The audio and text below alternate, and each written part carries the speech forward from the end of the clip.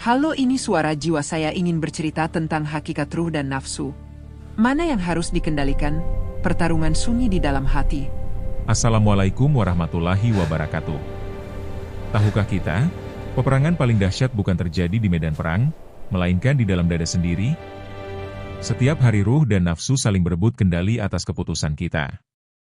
Siapa yang menang hari ini menentukan arah hidup, ketenangan jiwa, bahkan akhir perjalanan kita kelak saat kembali pulang. Tidak ada dentuman meriam. Tidak ada pedang yang beradu. Tidak ada darah yang tertumpah di tanah.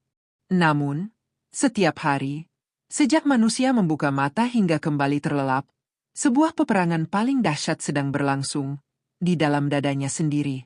Peperangan itu sunyi, tak terlihat, tak terdengar, tetapi dampaknya mampu mengguncang kehidupan, menghancurkan masa depan, atau justru mengangkat derajat seseorang ke puncak kemuliaan.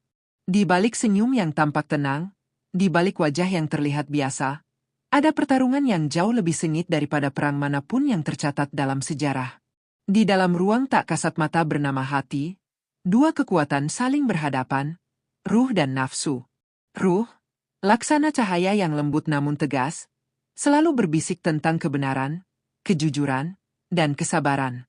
Ia mengajak manusia untuk menahan amarah ketika dihina, untuk tetap jujur saat kesempatan curang terbuka lebar, untuk memaafkan ketika dendam terasa begitu manis.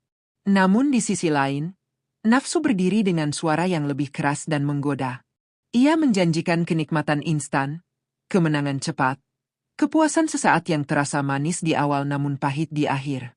Di antara dua tarikan itulah manusia berdiri, bingung, goyah, dan seringkali tak sadar bahwa dirinya sedang diperebutkan.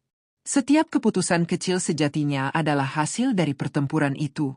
Ketika seseorang memilih berkata jujur meski merugikan dirinya, itu bukan sekadar pilihan spontan, melainkan kemenangan ruh atas nafsu.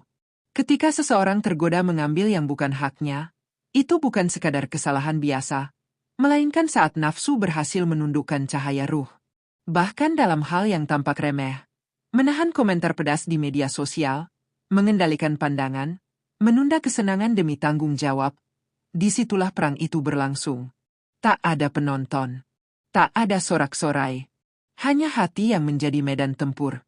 Ironisnya, banyak manusia sibuk mempersiapkan diri menghadapi musuh di luar sana, namun lalai mengenali musuh yang bersembunyi dalam dirinya sendiri.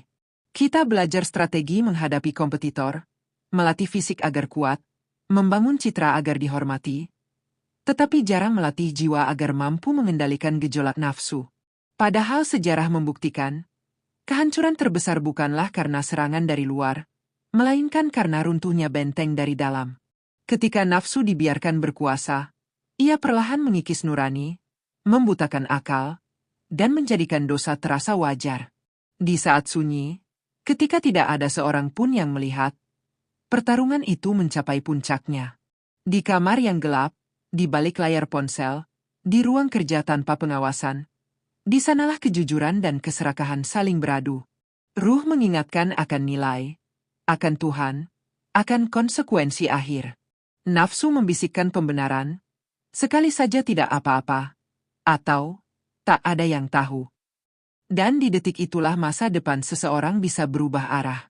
Satu keputusan kecil dapat menjadi awal cahaya yang membesar, atau justru menjadi retakan yang perlahan menghancurkan seluruh bangunan kehidupan. Bab ini adalah pengingat bahwa peperangan paling dahsyat bukanlah yang membuat tubuh terluka, melainkan yang menentukan arah jiwa. Kita mungkin bisa menyembunyikan kekalahan dari manusia lain, tetapi hati selalu mencatat siapa yang sedang memimpin, ruh atau nafsu. Dan selama napas masih berhembus, pertarungan itu tak akan pernah benar-benar usai. Pertanyaannya bukan apakah perang itu ada, tetapi siapa yang hari ini kita izinkan untuk menang di dalam dada kita sendiri. Jika ruh adalah cahaya yang turun dari langit, maka nafsu adalah api yang menyala dari dalam tanah diri manusia. Ia bukan makhluk asing, bukan pula musuh yang datang dari luar. Nafsu lahir bersama kita, tumbuh seiring usia, dan menjadi bagian dari struktur terdalam jiwa. Setelah kita mengenal ruh sebagai kompas kebaikan, kini kita harus berani menatap sisi lain, kekuatan yang seringkali lebih bising, lebih mendesak, dan lebih menggoda, nafsu yang membara tanpa henti. Nafsu pada dasarnya bukan sesuatu yang jahat. Ia adalah dorongan hidup. Tanpa nafsu, manusia tidak akan memiliki keinginan untuk makan, bekerja, mencintai, atau bertahan. Nafsu memberi energi, ambisi, dan semangat. Namun seperti api, ia memiliki dua wajah, dapat menghangatkan atau membakar. Ketika berada dalam kendali, ia menjadi bahan bakar kemajuan. Tetapi ketika lepas tanpa arah, ia berubah menjadi kobaran yang melalap nilai dan nurani. Dalam perjalanan batin manusia, nafsu memiliki tingkatan. Ada nafsu yang liar dan memerintah tanpa ampun, yang hanya mengenal kata ingin dan sekarang. Inilah dorongan yang membisikkan kesenangan instan tanpa memikirkan akibat. Ia membujuk untuk mengambil yang bukan hak, membalas hinaan dengan kebencian, dan menukar prinsip dengan keuntungan sesaat. Pada tingkat ini, nafsu menjadi raja yang kejam, dan hati hanyalah pelayannya. Namun ada pula nafsu yang mulai sadar, yang mampu menyesal setelah berbuat salah. Ia belum sepenuhnya tunduk, tetapi sudah mulai mengenal rasa bersalah. Dalam fase ini, manusia sering terombang-ambing, hari ini menang melawan godaan, esok tergelincir kembali. Pergulatan terasa nyata dan melelahkan. Disinilah pertarungan sunyi semakin intens, karena nafsu tidak lagi sepenuhnya liar, tetapi juga belum sepenuhnya jinak. Dan pada puncaknya, ada nafsu yang telah tenang, bukan karena ia mati, tetapi karena ia telah dididik. Ia tidak lagi memberontak ketika ditahan. Ia tidak lagi memaksa ketika ditunda. Ia belajar mengikuti arah yang ditunjukkan ruh. Nafsu pada tingkat ini bukan lagi ancaman, melainkan kekuatan yang telah diarahkan. Ia tetap memiliki energi, tetapi energi itu kini berjalan seirama dengan cahaya hati. Masalahnya, di zaman modern yang serba cepat, nafsu sering diberi panggung yang luas. Iklan membujuk untuk terus membeli, media sosial memancing untuk terus dibandingkan, budaya populer memuja kesenangan tanpa batas. Nafsu dipelihara, dimanja, bahkan dirayakan. Sementara suara ruh semakin tenggelam di antara notifikasi dan distraksi. Manusia didorong untuk selalu ingin lebih, tanpa pernah diajarkan cara merasa cukup. Akibatnya, banyak orang hidup dalam kelelahan batin. Mereka mengejar, meraih, mendapatkan, namun tetap merasa kosong. Nafsu selalu berkata, kurang. Kurang kaya, kurang terkenal, kurang dihargai. Dan ketika satu keinginan terpenuhi, 10 lainnya segera muncul. Nafsu tidak pernah puas jika dibiarkan memimpin. Ia seperti api yang diberi kayu terus-menerus, semakin diberi, semakin membesar. Dalam pertarungan melawan ruh, nafsu memiliki keunggulan suara. Ia keras, mendesak, dan penuh alasan. Ia pandai membungkus pembenaran dengan logika. Semua orang juga melakukannya. Ini demi kebaikanmu. Hidup cuma sekali. Kalimat-kalimat itu terdengar meyakinkan, hingga manusia lupa bahwa di baliknya ada konsekuensi panjang yang tak selalu terlihat di awal. Namun penting untuk disadari, nafsu bukan untuk dimusnahkan. Ia bukan musuh yang harus dibunuh, melainkan kekuatan yang harus diarahkan. Tanpa nafsu, manusia kehilangan daya juang. Tanpa nafsu, tidak ada keberanian untuk bermimpi. Yang berbahaya bukanlah keberadaan nafsu, melainkan ketika ia duduk di singgasana tertinggi hati, menggeser ruh dari tempatnya. Di titik inilah kita memahami bahwa pertarungan sunyi itu bukan sekadar soal baik dan buruk, tetapi soal kepemimpinan dalam diri. Siapa yang memegang kendali? Cahaya yang tenang atau api yang membara? Nafsu akan selalu ada, menyala, dan menuntut. Tetapi jika ruh dibiarkan memimpin, api itu tidak akan membakar, ia justru akan menjadi tenaga yang menggerakkan langkah menuju kehidupan yang lebih bermakna. Pertarungan terus berlangsung, dan keputusan tetap berada di tangan manusia itu sendiri. Setelah kita memahami bahwa nafsu adalah api yang bisa menghangatkan sekaligus membakar, kini kita memasuki fase paling genting dalam pertarungan sunyi itu. Saat nafsu berhasil merebut kendali hati. Ini bukan peristiwa yang terjadi dalam satu malam. Ia perlahan, halus, dan seringkali tanpa disadari. Seperti api kecil yang dibiarkan menyala di sudut ruangan, lama-kelamaan ia menjalar, menghanguskan tirai nurani, lalu melahap seluruh bangunan nilai yang pernah berdiri kokoh. Ketika nafsu menguasai hati, Cara pandang manusia berubah. Yang tadinya haram terasa biasa. Yang dulu memalukan menjadi wajar. Hati yang dulu bergetar karena kesalahan kini mulai kebal.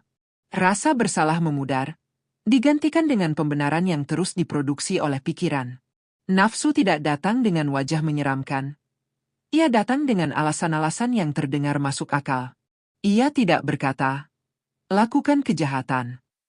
Ia berkata, ini demi kebutuhanmu. Dalam kehidupan sehari-hari, dominasi nafsu sering tampak dalam bentuk yang tampaknya sederhana. Ambisi berubah menjadi keserakahan. Kepercayaan diri berubah menjadi kesombongan. Cinta berubah menjadi kepemilikan yang posesif. Nafsu membesar melalui celah-celah kecil yang dibiarkan terbuka. Dan ketika ia telah tumbuh kuat, ia tidak lagi meminta izin, ia memerintah. Seseorang yang dikuasai nafsu seringkali terlihat kuat di luar, namun rapuh di dalam. Ia mudah tersulut amarah ketika egonya disentuh. Ia sulit menerima kritik karena merasa dirinya selalu benar. Ia memburu pengakuan seperti orang kehausan di tengah padang pasir. Setiap pujian menjadi candu. Setiap penolakan menjadi luka yang berlebihan. Nafsu menjadikan harga diri bergantung pada penilaian manusia, bukan pada ketenangan ruh. Lebih berbahaya lagi, nafsu yang tak terkendali mampu membutakan akal sehat. Keputusan diambil bukan berdasarkan kebijaksanaan, tetapi berdasarkan dorongan sesaat.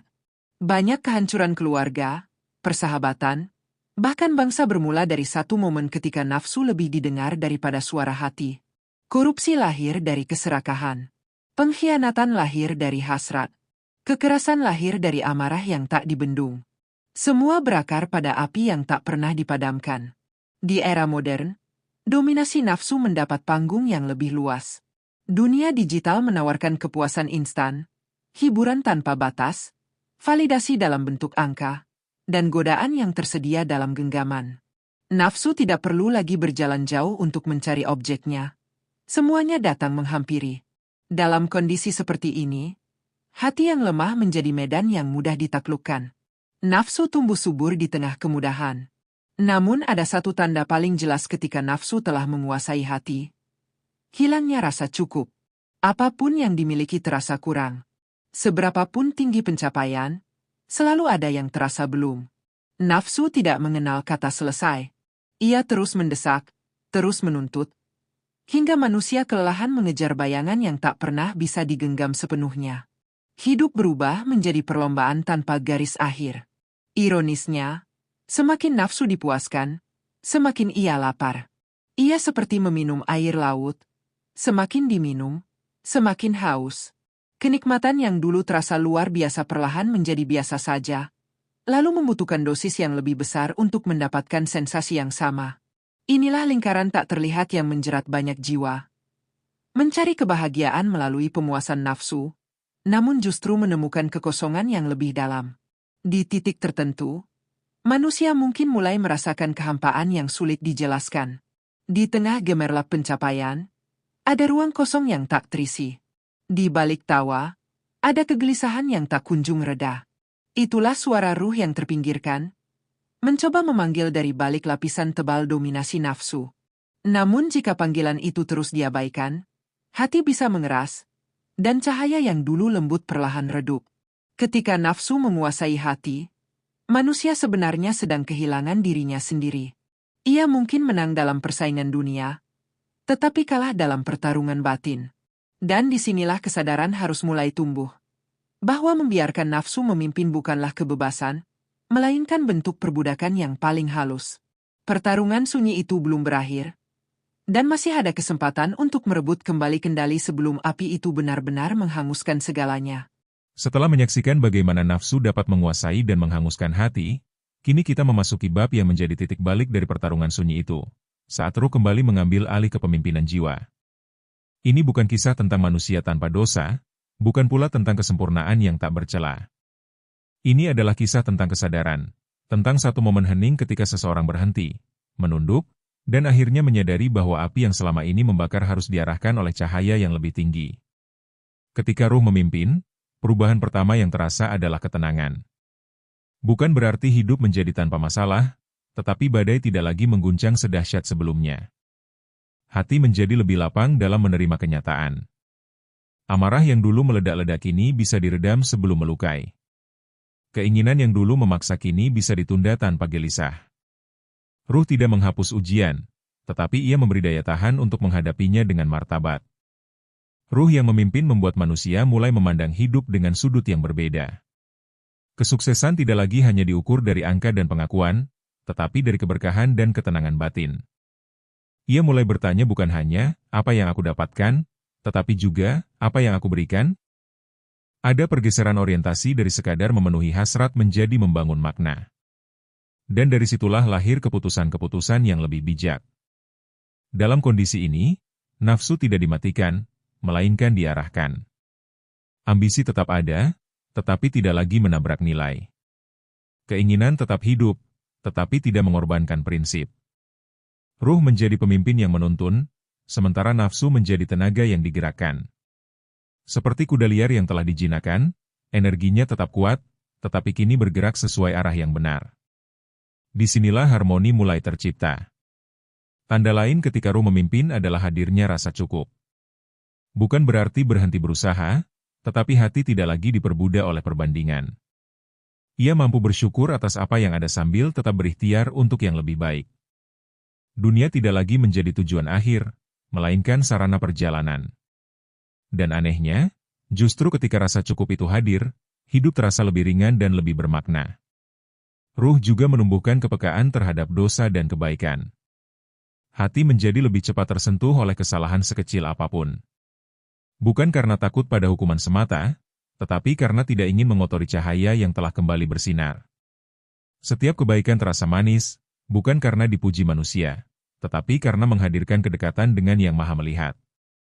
Ada kenikmatan batin yang tak bisa dibeli atau dipamerkan. Ketika ruh memimpin, hubungan dengan sesama pun berubah. Ego tidak lagi menjadi pusat. Mendengar menjadi lebih mudah daripada membalas. Memaafkan menjadi lebih ringan daripada menyimpan dendam. Seseorang mulai menyadari bahwa kemenangan terbesar bukanlah membungkam lawan, tetapi menenangkan diri sendiri. Di tengah dunia yang penuh kebisingan, ia memilih menjadi tenang. Namun kepemimpinan ruh bukanlah keadaan yang datang sekali lalu menetap selamanya. Ia harus dijaga. Ia harus dipelihara melalui kesadaran, refleksi, dan kedekatan spiritual. Jika lalai, nafsu bisa kembali merebut celah. Karena itu, pertarungan tidak pernah benar-benar selesai, ia hanya berubah bentuk. Setiap hari adalah kesempatan baru untuk menentukan siapa yang duduk di singgasana hati. Menariknya, ketika ruh memimpin, manusia tidak menjadi lemah, ia justru menjadi lebih kuat. Ia tidak mudah goyah oleh hinaan, tidak mudah sombong oleh pujian. Ia berjalan dengan keyakinan yang tenang, bukan dengan kesombongan yang rapuh. Kekuatan yang lahir dari ruh bukanlah kekuatan yang bising, melainkan kekuatan yang kokoh dan stabil. Dan di titik inilah pertarungan sunyi mulai menemukan arah kemenangan. Bukan kemenangan yang dirayakan dengan sorak-sorai, tetapi kemenangan yang dirasakan dalam keheningan. Ketika ruh memimpin jiwa, hidup tidak lagi sekadar tentang bertahan atau mengejar, tetapi tentang bertumbuh dan kembali pada fitrah. Api nafsu masih menyala, tetapi kini ia menjadi pelita perjalanan, bukan lagi kobaran yang menghancurkan. Setelah menyaksikan bagaimana nafsu dapat menguasai hati dan bagaimana ruh mampu memimpin jiwa menuju ketenangan, kini kita sampai pada inti pertanyaan yang sering membingungkan banyak orang. Sebenarnya, mana yang harus dikendalikan? Apakah ruh yang harus ditekan agar tidak terlalu melangit? Ataukah nafsu yang harus dibungkam habis-habisan? Di titik inilah banyak manusia keliru memahami medan perang di dalam dirinya sendiri. Ruh pada hakikatnya tidak pernah mengajak pada kehancuran. Ia tidak mendorong pada keburukan. Ia tidak menipu, tidak membakar, dan tidak memperbudak. Ruh selalu condong kepada kebenaran, kepada nilai, kepada fitrah. Maka mengendalikan ruh seolah-olah ia ancaman adalah kekeliruan besar. Yang perlu dijaga bukanlah agar ruh melemah, melainkan agar ia tetap kuat dan bersinar di tengah godaan dunia. Sebaliknya, nafsu adalah energi mentah. Ia netral, tetapi liar jika tidak diarahkan. Nafsu tidak bisa dihapus, karena ia bagian dari desain manusia. Menghilangkannya sama saja dengan menghilangkan semangat hidup. Namun membiarkannya tanpa kendali sama dengan membiarkan api menyambar tanpa pagar. Maka yang harus dikendalikan bukan keberadaannya, melainkan arah dan intensitasnya. Mengendalikan nafsu bukan berarti memusuhi diri sendiri. Ini bukan tentang menyiksa atau menolak semua kesenangan. Ini tentang menempatkan keinginan pada porsi yang tepat. Makan secukupnya, bukan berlebihan. Bekerja dengan ambisi, bukan dengan keserakahan. Mencintai dengan tulus, bukan dengan kepemilikan yang mengekang. Kendali berarti keseimbangan, bukan pemadaman total. Seringkali orang salah kaprah dengan mengira bahwa spiritualitas berarti menolak dunia sepenuhnya. Padahal ruh tidak memerintahkan manusia untuk lari dari kehidupan. Ia hanya mengingatkan agar dunia tidak menjadi tuan. Nafsu boleh menginginkan harta, tetapi ruh mengingatkan agar harta tidak menguasai hati. Nafsu boleh ingin dihargai, tetapi ruh mengajarkan agar tidak menggantungkan harga diri pada pujian manusia. Disinilah peran kesadaran menjadi sangat penting. Nafsu bekerja cepat dan spontan, sementara ruh berbicara melalui perenungan. Jika manusia tidak membiasakan diri untuk berhenti sejenak, merenung, dan mengevaluasi, maka suara ruh akan selalu kalah cepat. Mengendalikan nafsu berarti memberi ruang bagi ruh untuk berbicara sebelum keputusan diambil. Ada momen-momen krusial dalam hidup ketika pilihan terasa sederhana, tetapi dampaknya panjang. Di detik-detik itulah pertanyaan, mana yang harus dikendalikan, menjadi nyata. Ketika marah memuncak, apakah kita mengikuti ledakan itu atau menahannya? Ketika kesempatan curang terbuka, apakah kita tergoda atau tetap teguh? Setiap pilihan adalah latihan pengendalian yang membentuk karakter. Mengendalikan nafsu juga berarti menerima bahwa tidak semua keinginan harus dituruti. Dunia modern mengajarkan bahwa setiap hasrat berhak dipenuhi. Namun kebijaksanaan ruh mengajarkan bahwa tidak semua yang diinginkan membawa kebaikan. Kadang-kadang, menunda adalah bentuk kemenangan. Kadang-kadang, menolak adalah bentuk perlindungan terhadap diri sendiri. Semakin seseorang mampu mengendalikan nafsunya, semakin kuat pula ruhnya memimpin. Bukan karena nafsu menghilang, tetapi karena ia telah belajar tunduk. Dan ketika keseimbangan itu tercapai, manusia tidak lagi hidup dalam tarik-menarik yang melelahkan. Ia berjalan dengan arah yang jelas, nafsu sebagai tenaga, ruh sebagai penuntun. Maka jawabannya menjadi terang. Yang harus dikendalikan adalah nafsu, bukan ruh. Ruh harus dikuatkan, dipelihara, dan diberi ruang. Nafsu harus dididik, diarahkan, dan dibatasi. Dalam pertarungan sunyi di dalam hati, kemenangan bukanlah tentang mematikan satu sisi, melainkan tentang memastikan siapa yang menjadi pemimpin. Dan ketika ruh duduk di singgasana, sementara nafsu tunduk dalam kendali, disitulah manusia menemukan keseimbangan sejati dalam hidupnya. Setelah jelas bahwa nafsulah yang harus dikendalikan dan ruhlah yang harus diperkuat, pertanyaan berikutnya menjadi sangat praktis. Bagaimana caranya? Pertarungan sunyi tidak bisa dimenangkan hanya dengan niat sesaat atau semangat yang meledak-ledak di awal lalu redup di tengah jalan. Mengalahkan nafsu membutuhkan strategi, kesadaran, dan latihan yang terus-menerus. Karena nafsu tidak pernah benar-benar tidur, ia hanya menunggu celah. Langkah pertama dalam strategi ini adalah mengenali pola diri sendiri. Setiap orang memiliki titik lemah yang berbeda. Ada yang mudah tersulut amarah, ada yang lemah terhadap ujian, ada yang sulit menahan godaan materi, dan ada pula yang rapuh dalam kesendirian. Tanpa mengenali medan pertempuran, mustahil memenangkan perang. Muhasabah, evaluasi diri yang jujur, adalah cermin pertama untuk melihat di mana nafsu paling sering menang. Langkah kedua adalah membiasakan jeda sebelum bertindak. Nafsu bekerja cepat, impulsif, dan mendesak. Ruh bekerja tenang dan reflektif. Maka menciptakan jeda, beberapa detik untuk berpikir, beberapa menit untuk menenangkan diri, adalah cara memberi kesempatan pada ruh untuk berbicara. Banyak kesalahan besar terjadi bukan karena kurangnya ilmu, tetapi karena tidak adanya jeda antara dorongan dan tindakan. Selanjutnya adalah melatih disiplin kecil yang konsisten. Mengalahkan nafsu tidak selalu dimulai dari perkara besar. Ia justru sering dimulai dari kebiasaan sederhana. Bangun tepat waktu, menepati janji, menjaga lisan, menahan komentar yang tidak perlu. Disiplin kecil melatih otot pengendalian diri.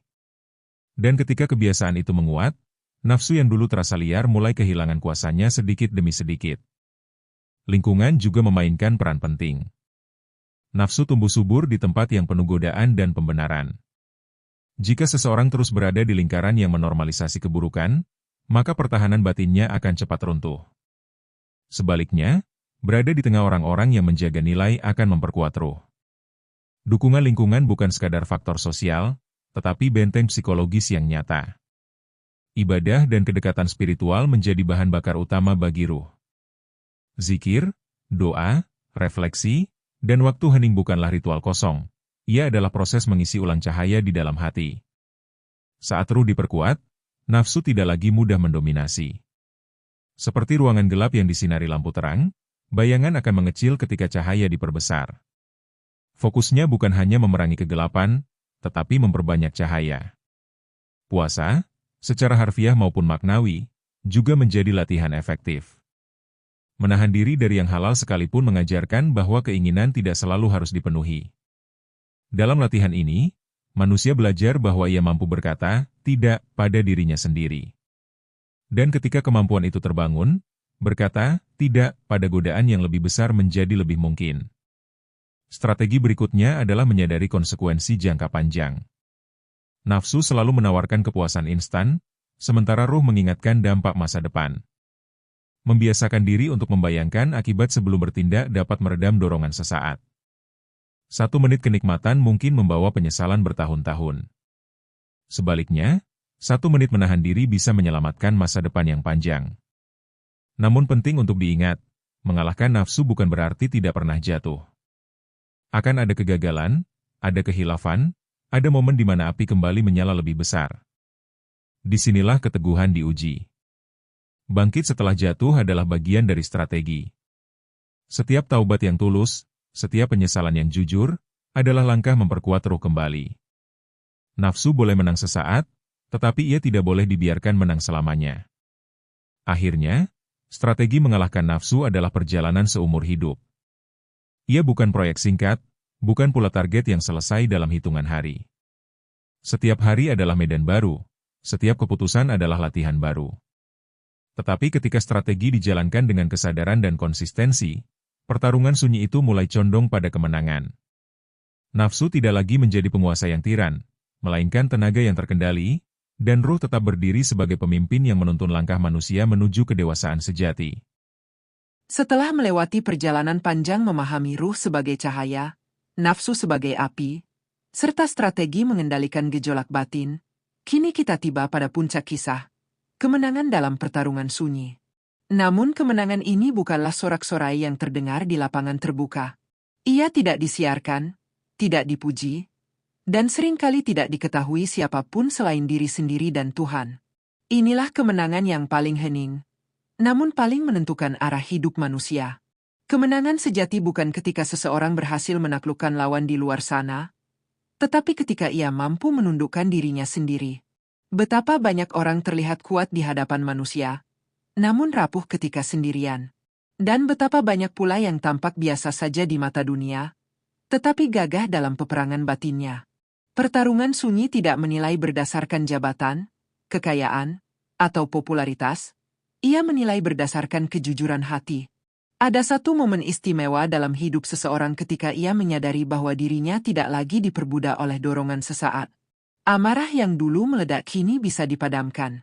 Godaan yang dulu terasa tak tertahankan kini mampu dilewati dengan tenang. Disitulah kemenangan mulai terasa. Bukan karena nafsu hilang, tetapi karena ia tidak lagi memimpin.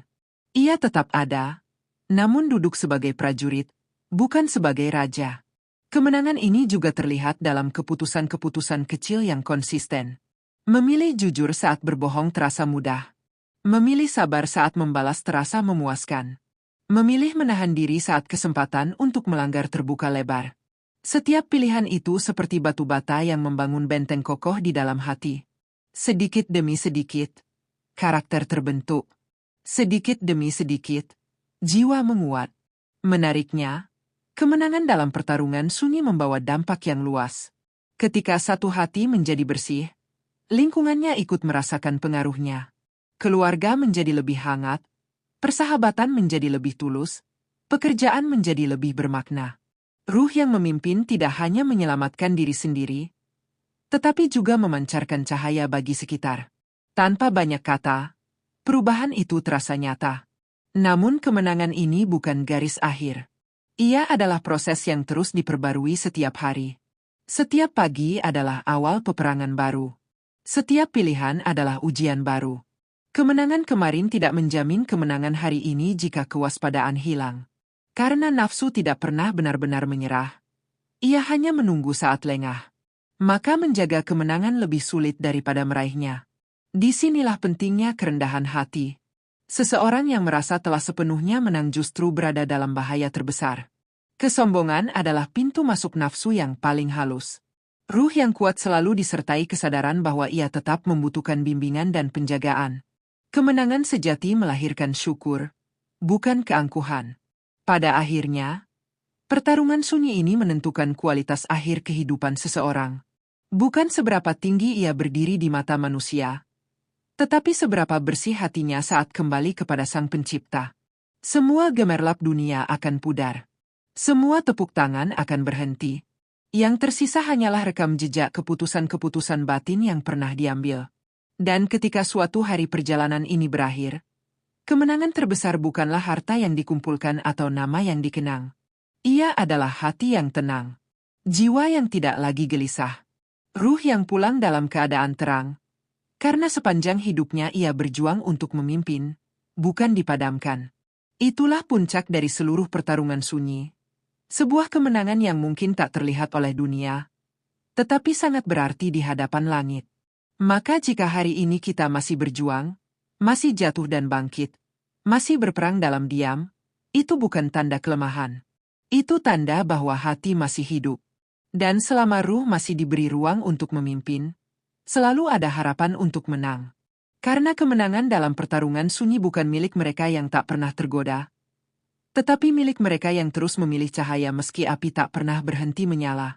Kemenangan dalam pertarungan sunyi bukan sekadar cerita spiritual yang indah untuk direnungkan. Ia adalah penentu arah hidup yang nyata. Sebab pada akhirnya, bukan keadaan yang membentuk manusia sepenuhnya, melainkan keputusan-keputusan batin yang ia ambil di saat tidak ada siapapun yang melihat.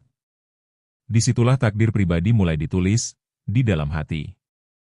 Seringkali manusia menyalahkan lingkungan, nasib, bahkan orang lain atas kegagalan dan kehancurannya. Padahal sebelum semua itu terjadi di luar, ia sudah terjadi di dalam. Sebelum tangan melakukan, hati telah menyetujui. Sebelum langkah melangkah, batin telah memilih arah. Maka jangan pernah meremehkan satu bisikan kecil dalam dada, karena di sanalah masa depan sedang dirancang. Hati adalah pusat komando kehidupan. Ketika ruh memimpin hati, keputusan menjadi jernih. Ketika nafsu menguasainya, keputusan menjadi keruh. Dan dari keputusan-keputusan itulah rangkaian peristiwa terbentuk. Satu pilihan jujur mungkin tampak kecil, tetapi bisa membuka pintu keberkahan panjang. Satu pilihan curang mungkin terlihat ringan, tetapi bisa menjadi awal runtuhnya segalanya. Takdir bukan sekadar sesuatu yang jatuh dari langit tanpa sebab. Ia berkelindan dengan pilihan. Setiap kali seseorang memilih menahan diri dari amarah, ia sedang mengubah alur masa depannya. Setiap kali ia memilih sabar daripada membalas, ia sedang membangun versi dirinya yang lebih kuat. Pertarungan sunyi ternyata tidak hanya menentukan ketenangan batin, tetapi juga menentukan arah kehidupan nyata. Ada orang yang hidupnya sederhana namun hatinya terang. Ada pula yang hidupnya gemerlap namun batinnya gelap.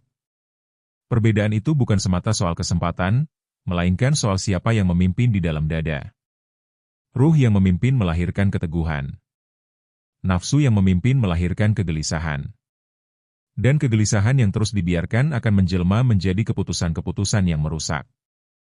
Menariknya, hati yang terjaga memiliki intuisi yang tajam. Ia bisa merasakan mana yang benar bahkan sebelum logika selesai berbicara. Ia mampu membaca konsekuensi sebelum mata melihat akibatnya. Itulah kekuatan ruh ketika ia diberi ruang. Ia bukan sekadar suara halus, ia adalah cahaya yang menerangi jalan sebelum langkah diambil. Namun hati yang dibiarkan kotor oleh dominasi nafsu perlahan kehilangan sensitivitasnya. Ia tidak lagi peka terhadap kesalahan. Ia tidak lagi bergetar saat melanggar. Dan ketika getaran itu hilang, manusia berjalan tanpa kompas. Ia mungkin bergerak cepat, tetapi tanpa arah yang benar. Disitulah kehancuran sering bermula, bukan karena kurangnya kemampuan, tetapi karena hilangnya panduan batin. Setiap hari sebenarnya adalah kesempatan menulis ulang arah takdir pribadi. Tidak peduli seberapa jauh seseorang pernah tersesat, selama hatinya masih mau kembali kepada cahaya, perubahan selalu mungkin. Satu keputusan tulus untuk berubah bisa menggeser seluruh perjalanan hidup. Karena takdir besar seringkali bermula dari keputusan kecil yang jujur. Pada akhirnya, pertarungan sunyi ini bukan hanya soal menang atau kalah hari ini. Ia adalah tentang siapa yang kita izinkan membentuk masa depan kita. Ruh yang memimpin akan menuntun pada akhir yang tenang. Nafsu yang berkuasa akan membawa pada penyesalan yang panjang. Dan setiap manusia, sadar atau tidak, sedang menulis kisah akhirnya melalui keputusan-keputusan di dalam hati. Maka jagalah hati itu. Karena di sanalah takdir sedang ditentukan. Di sanalah nilai hidup sedang ditimbang. Dan di sanalah pertarungan paling dahsyat terus berlangsung, tanpa suara, tanpa penonton, tetapi dengan konsekuensi yang abadi. Setelah memahami bahwa hati menentukan arah takdir, kini kita sampai pada satu kenyataan yang tak bisa dihindari. Setiap ruh pada akhirnya akan kembali pulang. Dunia hanyalah persinggahan, medan latihan, tempat pertarungan sunyi berlangsung tanpa henti. Semua keputusan, semua pengendalian, semua kemenangan dan kekalahan batin, akan bermuara pada satu titik akhir, saat ruh berpisah dari raga. Kematian bukan sekadar berhentinya napas. Ia adalah momen pembuktian. Di saat itulah seluruh pertarungan sunyi dipertontonkan dalam kejujuran mutlak. Tidak ada lagi topeng sosial. Tidak ada lagi pencitraan. Tidak ada lagi pembenaran. Yang tersisa hanyalah kondisi hati yang sebenarnya. Apakah ia lebih sering dipimpin oleh cahaya atau dikuasai oleh api? Bayangkan seorang manusia yang sepanjang hidupnya berjuang menundukkan nafsu. Ia mungkin jatuh berkali-kali, tetapi selalu bangkit. Ia mungkin tergoda, tetapi selalu kembali. Ketika ruhnya dipanggil pulang, ia tidak membawa kesempurnaan, tetapi ia membawa perjuangan. Dan perjuangan itulah yang menjadi saksi bahwa ia tidak menyerah dalam peperangan batin. Sebaliknya, ada pula yang sepanjang hidupnya membiarkan nafsu menjadi raja. Dunia mungkin memujinya. Ia mungkin dielu-elukan, dihormati, bahkan ditakuti. Namun ketika ruh hendak kembali, ia berhadapan dengan kenyataan yang tak bisa ditunda. Semua yang dikejar di dunia tidak bisa ikut bersamanya. Harta tertinggal. Jabatan terlepas. Yang menyertai hanyalah jejak pilihan hati. Ruh yang terbiasa dipimpin cahaya akan merasa tenang saat pulang. Ia seperti musafir yang telah menyelesaikan perjalanan panjang dan kini kembali ke rumah asalnya. Ada ketenangan yang tidak bisa dijelaskan dengan logika dunia. Sebuah rasa cukup. Sebuah rasa selesai. Karena selama hidupnya, ia telah memilih arah yang benar meski jalannya tidak selalu mudah. Pertarungan sunyi ternyata bukan hanya soal kehidupan dunia, tetapi persiapan menuju kehidupan setelahnya. Setiap kali kita menahan amarah, itu bukan sekadar menjaga hubungan, itu melatih ruh untuk pulang dalam keadaan bersih. Setiap kali kita memilih jujur meski rugi, itu bukan sekadar keputusan moral, itu adalah investasi keabadian. Yang menakjubkan, kesempatan untuk memperbaiki arah selalu terbuka selama napas masih ada. Tidak ada hati yang terlalu gelap untuk diterangi kembali. Tidak ada nafsu yang terlalu kuat untuk ditundukkan. Selama seseorang masih mau mengakui kesalahannya dan kembali kepada cahaya, ruhnya masih bisa diselamatkan dari kekalahan total. Bab ini bukan untuk menakut-nakuti, tetapi untuk menyadarkan bahwa hidup ini terlalu berharga jika hanya dihabiskan untuk memuaskan dorongan sesaat. Bahwa hati ini terlalu mulia jika dibiarkan diperbudak oleh nafsu. Dan bahwa ruh ini terlalu suci untuk pulang dalam keadaan tertutup oleh gelapnya pilihan yang salah. Pada akhirnya, semua manusia akan sampai pada detik itu, detik ketika dunia menjauh dan akhirat mendekat. Di sana, tidak ada lagi kesempatan menunda. Tidak ada lagi ruang untuk memperbaiki yang telah lewat. Maka selama kita masih berada di medan pertarungan ini, selama dada masih bergetar, selama hati masih bisa memilih, itulah saatnya memastikan siapa yang memimpin. Dan ketika suatu hari ruh benar-benar kembali pulang, semoga ia pulang dalam keadaan menang. Menang bukan karena tak pernah tergoda, tetapi karena tak pernah berhenti berjuang. Menang bukan karena tanpa dosa, tetapi karena selalu kembali kepada cahaya. Itulah akhir dari pertarungan sunyi, sebuah kepulangan yang damai, setelah perjuangan panjang di dalam hati. Pada akhirnya, hidup bukanlah tentang seberapa keras kita berteriak di dunia, tetapi tentang siapa yang diam-diam memimpin di dalam dada kita. Di sanalah perang terbesar berlangsung, antara cahaya ruh yang setia mengajak pulang dan api nafsu yang terus membujuk untuk tersesat. Setiap pilihan kecil adalah medan tempur, setiap penyesalan adalah alarm, setiap kesadaran adalah senjata, dan setiap taubat adalah kebangkitan. Kita mungkin jatuh, kita mungkin terluka, tetapi selama ruh masih diberi ruang untuk berdiri, kemenangan belum pernah benar-benar hilang. Dan ketika kelak dunia memudar, waktu berhenti, serta ruh kembali kepada asalnya, yang menentukan bukanlah gemerlap yang pernah kita genggam, melainkan apakah kita pulang sebagai jiwa yang berhasil menundukkan dirinya sendiri.